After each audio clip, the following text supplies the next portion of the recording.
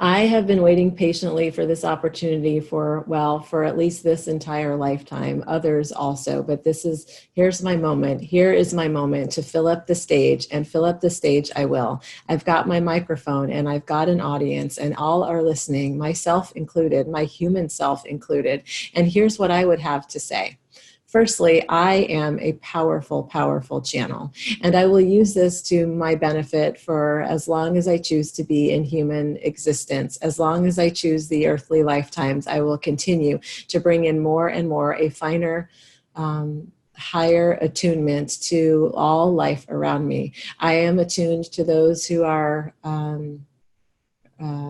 in physical. I am attuned to those who are non-physical. I am attuned to the plant kingdom. I am attuned to the animal kingdom. I am attuned to the crystal mineral rock kingdom. All of it I feel. All of it emanates in energy. All of it pulsates to me, informs me, grounds me, stages me in such a way that I am able to resume my truth. That is what I call it, resuming my truth. When I find that I am all in the spin energy of the mind, all in the overwhelm or the fear or the scarcity or the worry, that is what I am referring to when I come back to this place of resuming. I know who I am. I remember what I am here to do.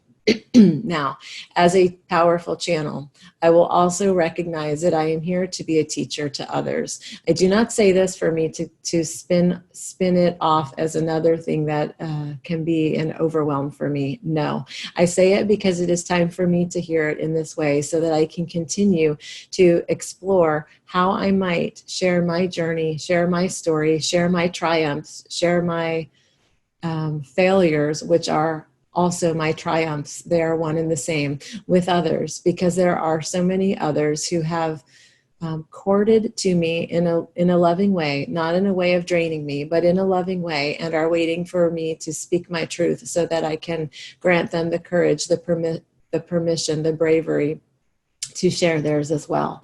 And so I don't need to do anything about this right now. No, I don't. Just hearing it is more than sufficient, because it gives me greater permission to blurt. And that's what I need to do sometimes. I need to blurt. I even like the word blurt, blurt, blurt, blurt, blurt, blurt. It means that I do not always have to filter out what I am thinking before I say it. I do not have to, damn it. I do not have to. Sometimes I just need to blurt. And in blurting is when the channeling comes through, is when the divinely inspired information and sourcing comes through. And so I give myself permission to blurt more often, more frequently, even to blurt with strangers. I want to blurt with strangers. I just had to say that as a sentence, as a phrase. It is a new mantra for me.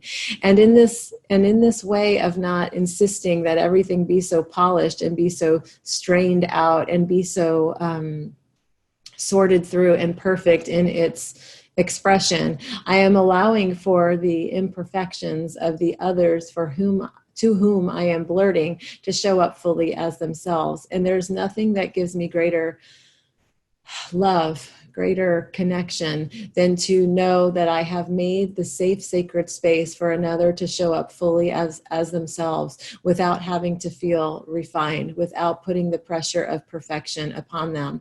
This is why I have chosen this existence of so many afflictions. I use that term very, very loosely. It is not really afflictions, but the things that I have mentioned, the health issues and the